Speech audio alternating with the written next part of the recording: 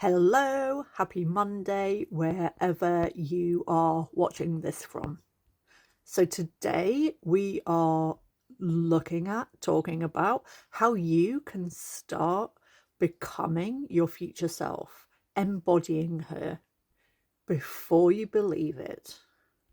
Because your future self is not a people pleaser anymore. And so we want to start bringing that version of you into the now. So it's no longer an idea, but it's becoming real. So for those of you who don't know me, my name is Lucy Charlotte Nichols and I am a quantum coach. And specifically what I help people with is overcoming people pleasing by becoming the version of them that has already solved this problem. Because you are a people pleaser right now because you're trapped in a survival identity that isn't really you. And so we help you shift that. And I put out a new video every Monday. So if you're watching this for the first time, you might want to go back and watch some of the others. It's up to you, or just dive in. And how my approach also differs is that I acknowledge your inner child.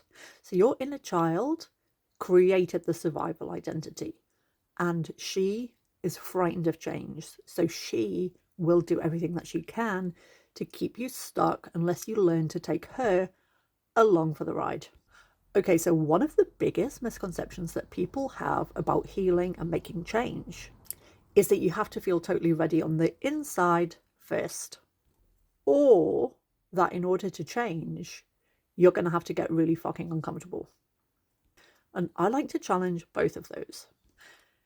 So I like to talk about how you can become your future self now through everyday moments. But I refuse to teach that change needs to be dysregulating, that change must be really fucking uncomfortable, and that you're just going to have to suck that up. No, not on my watch. Because one, that feels absolutely fucking awful. And two, because for a lot of us, particularly if we experience trauma, we're not actually physically capable of just pushing through. Because we have different nervous systems. We're wired for fight or flight, or freeze, or fawn, any of them. And while it would be lovely to just wake up one day and suddenly feel confident, grounded, self-assured, and suddenly just be setting boundaries, speaking up, trusting yourself, it actually happens the other way around. Our actions create the future self. You become your future self by starting to embody her before it feels natural. And that's what we're going to talk about in this video. So in the last few videos that I made, we talked about how your survival identity was formed. We talked about how survival patterns can show up in your life, why you repeat these patterns, and how your future self exists already as a potential version of you. And so once again, if you didn't catch those, you might want to go back and watch those. So today we're making this practical, because it's one thing to visualize her, but another thing entirely to start actually being her. And this is where a lot of people get stuck, because they're waiting until the time comes that they feel ready. They think, once I'm healed, then I'll speak up. Once I'm confident, then I'll stop people pleasing. Once I feel secure, I'll be authentic. But confidence isn't something you wait for. It's something you build through evidence.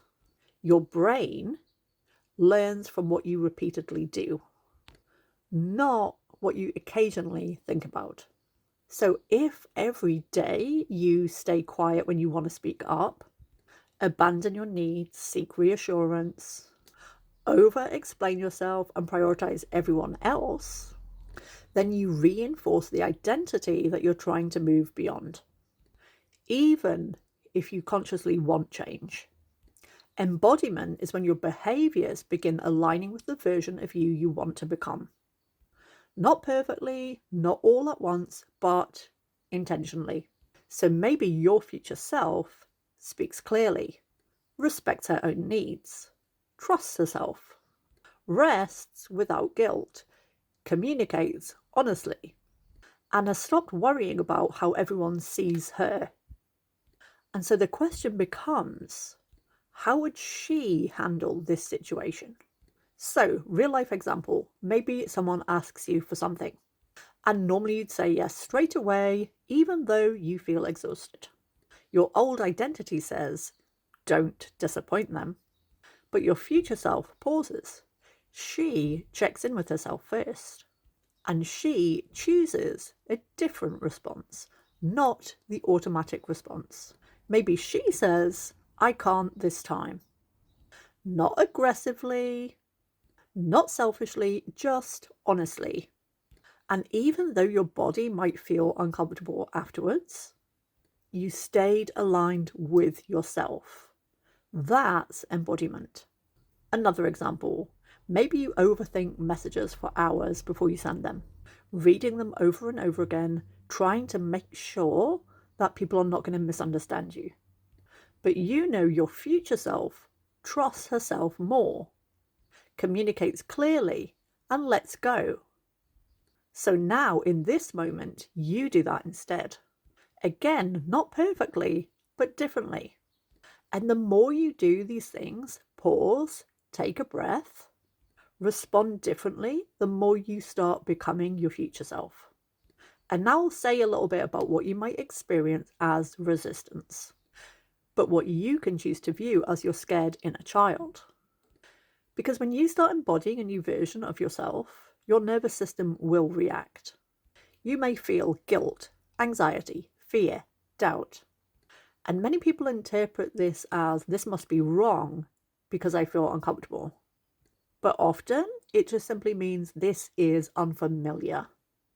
Because your brain is lazy, it loves to run on its default program. It doesn't actually want to change. It will resist. And other people will say, ignore this, face your fears, get used to being uncomfortable. But I will say, be compassionate to the part of you that is scared. Because there is a younger part of you that learned being authentic wasn't safe. Maybe speaking up led to criticism. Maybe having needs led to rejection. Maybe disappointing people created conflict.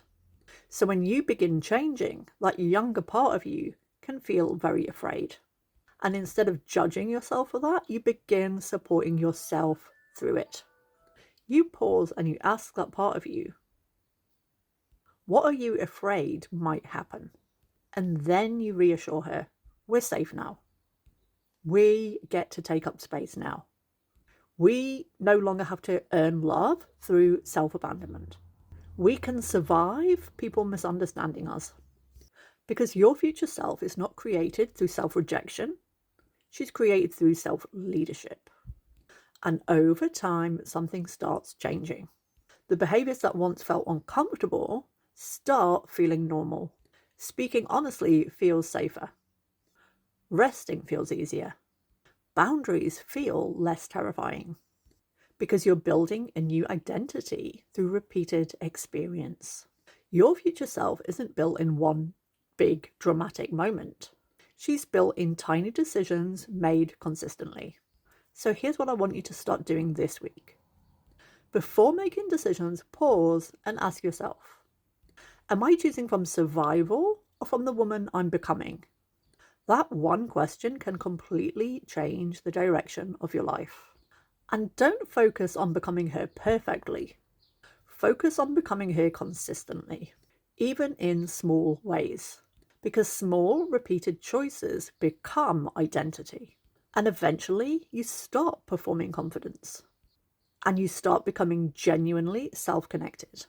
You stop trying to be chosen, and you choose yourself. You stop abandoning yourself to maintain comfort, and start building a life that actually feels aligned. Your future self is not someone outside of you. She's built through the decisions you make every day. And every time you choose alignment over survival, you strengthen her. And in the next video, I'm going to talk about something that quietly controls so much of our behavior, the meanings and values that we attach to certain actions. For example, a lot of people think being kind means always being available. Being a good person means never disappointing anyone. Being loving means sacrificing yourself. But your future self has completely different associations. She can be deeply kind without abandoning herself, and we're going to explore that in the next video. So once again, I want you to thank you for watching this video. I hope you found it helpful. And as usual, peace out and stay blessed.